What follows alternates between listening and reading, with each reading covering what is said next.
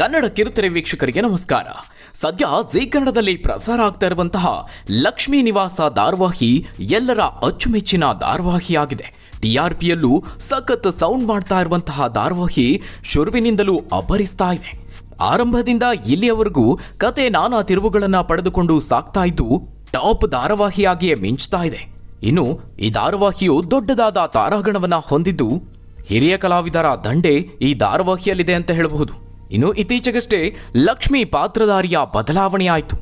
ಸ್ಯಾಂಡಲ್ವುಡ್ನಲ್ಲೂ ಮಿಂಚಿದ್ದ ಹಿರಿಯ ನಟಿ ಶ್ವೇತಾ ಅವರ ಬದಲಿಗೆ ಕನ್ನಡದ ಹಿರಿಯ ನಟಿಯಾಗಿರುವ ಮಾಧುರಿಯವರು ಗ್ರ್ಯಾಂಡ್ ಎಂಟ್ರಿ ಕೊಟ್ರು. ಲಕ್ಷ್ಮಿ ಪಾತ್ರಕ್ಕೆ ಹೊಂದಿಕೆ ಆಗುತ್ತೋ ಇಲ್ವೋ ಅಂತ ಕಾಯ್ತಿದ್ದಂತಹ ವೀಕ್ಷಕರು ಮಾಧುರಿಯವರನ್ನ ಒಪ್ಪಿಕೊಂಡಿದ್ದಾರೆ. ಲಕ್ಷ್ಮಿ ಪಾತ್ರಕ್ಕೆ ನೀವೇ ಸರಿ ಅಂತಿದ್ದಾರೆ. ಬಹಳ ಸೂಕ್ಷ್ಮ ಪಾತ್ರವಾಗಿರುವ ಲಕ್ಷ್ಮಿ ಪಾತ್ರಕ್ಕೆ ಜೀವ ತುಂಬುತ್ತಿದ್ದಾರೆ. ಅಜಗಜಾಂತರ ಚಿತ್ರದ ಮೂಲಕ ಕನ್ನಡ ಚಿತ್ರರಂಗಕ್ಕೆ ಪಾದಾರ್ಪಣೆ ಮಾಡಿದ ನಟಿ ಮಾಧುರಿಯವರು ಹಿಂದಿ ಧಾರಾವಾಹಿ ಕ್ಷೇತ್ರದಲ್ಲೂ ಮಿಂಚಿದ್ದಾರೆ. ವೈವಾಹಿಕ ಜೀವನಕ್ಕೆ ಕಾಲಿಟ್ಟ ನಂತರ ಮಕ್ಕಳು ಕುಟುಂಬ ಅಂತ ಬಣ್ಣದ ಲೋಕದಿಂದ ದೂರ ಉಳಿದುಬಿಟ್ರು. ಇನ್ನು ನಟಿ ಮಾಧುರಿಯವರು ವೈಯಕ್ತಿಕ ಜೀವನದಲ್ಲೂ ಸಾಕಷ್ಟು ನೋವುಗಳನ್ನು ಕಂಡಿದ್ದಾರೆ. ಅನಿವಾರ್ಯವಾಗಿ ಬಣ್ಣದ ಲೋಕಕ್ಕೆ ಕಾಲಿಟ್ಟಂತಹ ನಟಿ ಇದೀಗ ತಮ್ಮ ನೋವುಗಳನ್ನು ಸಂದರ್ಶನವೊಂದರಲ್ಲಿ ಹಂಚಿಕೊಂಡಿದ್ದಾರೆ. 90ರ ದಶಕದಲ್ಲಿ ನಟಿಯಾಗಿ ಮಿಂಚಿದ್ದ ಮಾಧುರಿಯವರು ಇದ್ದಕ್ಕಿದ್ದಂತೆ ಕಣ್ಮರೆಯಾದರು. ಲಕ್ಷ್ಮೀ ನಿವಾಸ ಧಾರಾವಾಹಿಯಲ್ಲಿ ಕಾಣಿಸಿಕೊಳ್ಳೋದಕ್ಕೂ ಮುಂಚೆ ಅವಕಾಶ ಸಿಗದೆ ದೂರ ಉಳಿದಿದ್ದಾರೆ ಅಂತ ಕೆಲವರು ಹೇಳಿದ್ರು. ಇನ್ನೂ ಕೆಲವರು ಅನುಭವಿಸಿದ ನೋವುಗಳಿಂದ ದೂರ ಇದ್ದಾರೆ ಅಂತ ಹೇಳಿದ್ರು. ಹೀಗೆ ನಟಿಯ ಬಗ್ಗೆ ನಾನಾ ಮಾತುಗಳು ಕೇಳಿ ಬಂದಿದ್ವು. ಇದೀಗ ಆ ಅನೇಕರ ನೆಗೆಟಿವ್ ಕಮೆಂಟ್ಗಳಿಗೆ ಸ್ವತಃ ನಟಿಯೇ ಉತ್ತರ ಕೊಟ್ಟಿದ್ದಾರೆ. ಇನ್ನು ಸಂದರ್ಶನದ ವಿಡಿಯೋಗೆ ಮಾಧುರಿಯವರಿಗೆ 2 ಮುಖ ಇದೆ ಅಂತ ವ್ಯಕ್ತಿಯೊಬ್ಬರು ಕಾಮೆಂಟ್ ಮಾಡಿದ್ರು.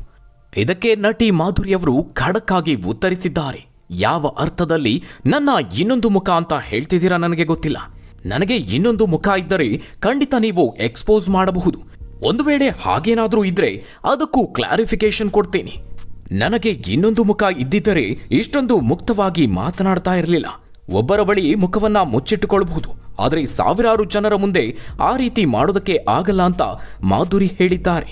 ನನ್ನ ಸಂದರ್ಶನವನ್ನ ಅನೇಕರು ಇಷ್ಟಪಟ್ಟಿದ್ದಾರೆ.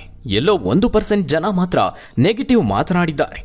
ಕೆಲವರು ಮಾತ್ರ ಈ ರೀತಿ ಮೊಸರಿನಲ್ಲಿ ಕಲ್ಲು ಹುಡುಕುವ ಕೆಲಸವನ್ನ ಮಾಡ್ತಾರೆ. ಒಳ್ಳೆಯ ಕಮೆಂಟ್ಗಳನ್ನು ನೋಡಿ ಮತ್ತೆ ಹೆಚ್ಚು ಕಾಣಿಸ್ಕೊಳ್ಬೇಕು ಅಂತನಿಸುತ್ತೆ ಅಂತ ನಟಿ ಮಾಧುರಿಯವರು ತಮ್ಮ ಮನದಾಳದ ಮಾತನ್ನ ಹೇಳಿಕೊಂಡಿದ್ದಾರೆ. ಇದಲ್ಲದೆ ತಮ್ಮ ಬಾಲ್ಯದ ಬಗ್ಗೆ, ತಮ್ಮ ಜೀವನದ ಬಗ್ಗೆಯೂ ಮುಕ್ತವಾಗಿ ಮಾತನಾಡಿದ್ದಾರೆ. ನಮ್ಮ ತಂದೆ ಮೇಲೆ ಭಾವನೆ ಕಡಿಮೆಯಾಗಿದೆ. ನಮ್ಮ ತಂದೆನೇ ಅಲ್ಲ ಅನ್ನೋ ರೀತಿ ನಮ್ಮನ್ನ ನೋಡಿಕೊಂಡಿದ್ದಾರೆ. ಯಾರಾದರೂ ನನ್ನ ಬಗ್ಗೆ ಕೆಟ್ಟದಾಗಿ ಮಾತನಾಡಿದಾಗ ಅನಿಸುತ್ತೆ ಇದಕ್ಕೆ ಕಾರಣ ನನ್ನ ತಂದೆ ಅಂತ. ನಮ್ಮ ತಂದೆ ನಮ್ಮ ಜೊತೆಗಿದ್ದು ನಮ್ಮ ಸಂಸಾರವನ್ನ ನೀಟಾಗಿ ನಡೆಸಿಕೊಂಡು ನಮ್ಮನ್ನ ಚೆನ್ನಾಗಿ ಓದಿಸಿದ್ದರೆ ಯಾರ್ಯಾರೋ ನಮ್ಮ ಕಡೆ ಬೆರಳು ಮಾಡಿ ಮಾತನಾಡುವ ಅವಶ್ಯಕತೆ ಬರ್ತಾ ಇರಲಿಲ್ಲ. ನನಗೆ IAS ಆಗುವ ಆಸೆ ಇತ್ತು. ಓದಿದ್ದರೆ ಆ ಕ್ಷೇತ್ರದಲ್ಲಿ ಕೆಲಸ ಮಾಡ್ತಾ ಇದ್ದೆ. ಸಿನಿಮಾ ಕ್ಷೇತ್ರಕ್ಕೆ ಬಂದಿರುವುದಕ್ಕೆ ಬೇಸರವಿಲ್ಲ. ನನ್ನ ಮಗ ಒಂದು ಮಾತು ಹೇಳ್ತಾರೆ, ಅಮ್ಮ ನೀನು ಅಧಿಕಾರಿ ಆಗಿದ್ದರೆ ಆ ಒಂದು ಕ್ಷೇತ್ರಕ್ಕೆ ಸೀಮಿತಳಾಗಿ ಇರ್ತಿದ್ದೆ. ಆದರೆ ಸಿನಿಮಾದಲ್ಲಿರುವ ಕಾರಣ ಎಷ್ಟೋ ಮಂದಿ ನಿನ್ನನ್ನು ಪ್ರೀತಿಸ್ತಾರೆ. ತಂದೆ ಸ್ಥಾನವನ್ನ ಯಾವ ಗಂಡಸು ತೆಗೆದುಕೊಂಡಿರ್ತಾರೆ ಅವರು ಮನೆ ಮತ್ತು ಹೆಣ್ಣು ಮಗುವನ್ನ ಕಾಪಾಡಿಕೊಳ್ಳಬೇಕು ಅಂತ ನಟಿ ಮಾಧುರಿ ತಮ್ಮ ನೋವಿನ ದಿನಗಳನ್ನ ನೆನೆಸಿಕೊಂಡಿದ್ದಾರೆ. ನನ್ನ ತಾಯಿ ಓದಿರುವುದು 3ನೇ ತರಗತಿಯವರೆಗೆ. ನಮ್ಮನ್ನ ನೋಡಿಕೊಳ್ಳಬೇಕಿತ್ತು, ಹಾಗೆ ನಮ್ಮ ತಂದೆಯವರನ್ನ ನೋಡಿಕೊಳ್ಳಬೇಕಿತ್ತು. ಮತ್ತೊಬ್ಬರ ಮನೆಯಲ್ಲಿ ಕೆಲಸ ಮಾಡುವ ಮನಸ್ಥಿತಿ ಅವರಿಗೆ ಇರದ ಕಾರಣ ಅವರು ಡಿಪ್ರೆಷನ್ಗೆ ಜಾರಿದ್ರು. ಒಬ್ಬೊಬ್ಬರಿಗೆ ಒಂದೊಂದು ರೀತಿ ಸಮಸ್ಯೆ ಇರುತ್ತದೆ. ನಾನು ಸುಂದರವಾಗಿದ್ದೀನಿ, ದುಡ್ಡು ಮಾಡಬೇಕು ಅಂತ ಸಿನಿಮಾ ಕ್ಷೇತ್ರಕ್ಕೆ ಕಾಲಿಟ್ಟಿಲ್ಲ. ಅನಿವಾರ್ಯವಾಗಿ ದೇವರೇ ನನಗೆ ಈ ದಾರಿಯನ್ನು ತೋರಿಸಿದ್ದು. 3ನೇ ಕ್ಲಾಸ್ನಲ್ಲಿ ಇದ್ದಾಗ ಶಂಕರಾಭರಣಂ ಸಿನಿಮಾದ ಹಾಡಿಗೆ ಡ್ಯಾನ್ಸ್ ಮಾಡಿದ್ದೆ. ಆಗ ಫಸ್ಟ್ ಪ್ರೈಸ್ ಬಂತು. ಡ್ಯಾನ್ಸ್ ನೋಡಿದವರು ಸಿನಿಮಾದಲ್ಲಿ ನಿಮ್ಮ ಮಗಳನ್ನ ನಟಿಸಲು ಕಳುಹಿಸ್ತೀರಾ ಅಂತ ನನ್ನ ತಾಯಿಯನ್ನ ಕೇಳಿದ್ರು. ನಾನು ಚೆನ್ನಾಗಿದ್ದೀನಿ, ದುಡ್ಡು ಮಾಡಬೇಕು ಅನ್ನೋ ವಿಚಾರ ಅವರ ಮೈಂಡಲ್ಲಿ ಇದ್ದಿದ್ರೆ ಸಿನಿಮಾ ಮಾಡು ಅಂತ ಹೇಳ್ತಾ ಇದ್ರು. ಆದರೆ ಅವರು ಬೇಡ ಅಂತ ಹೇಳಿದ್ರು ಅಂತ ನಟಿ ಮಾಧುರಿ ತಮ್ಮ ಜೀವನದ ಬಗ್ಗೆ ಹಂಚಿಕೊಂಡಿದ್ದಾರೆ. ಹೆಣ್ಣು ಮಕ್ಕಳ ಬಗ್ಗೆ ನಿಜವಾಗ್ಲೂ ಗೌರವ ಇರೋರು ನಮ್ಮ ಮನೆ ಹೆಣ್ಣು ಮಕ್ಕಳು ಮಾತ್ರ ಸೇಫ್ ಆಗಿ ನೋಡ್ಕೊಳ್ಬೇಕು ಅಂತ ಇರೋದಿಲ್ಲ. ಪ್ರತಿಯೊಬ್ಬ ಹೆಣ್ಣಿಗೂ ಗೌರವ ಕೊಡಬೇಕು ಅನಿಸುತ್ತೆ. ಮನೆಯಲ್ಲಿ ನಾವು ಒಳ್ಳೆಯ ಸಂಸ್ಕಾರವನ್ನು ಕಲಿತಿದ್ದೀವಿ. ನೆಗೆಟಿವ್ ಕಮೆಂಟ್ ಮಾಡೋರಿಗೆ ಒಳ್ಳೆಯ ಸಂಸ್ಕಾರ ಇದ್ದಿದ್ದರೆ ಹೆಣ್ಣು ಮಕ್ಕಳ ಬಗ್ಗೆ ಮಾತನಾಡ್ತಾ ಇರಲಿಲ್ಲ. ಸಿನಿಮಾದಲ್ಲಿ ನಾವು ಮಾಡಿಲ್ಲ ಅಂದ್ರೇನೆ ಮಾಡಿದ್ದೀವಿ ಅಂತಾರೆ.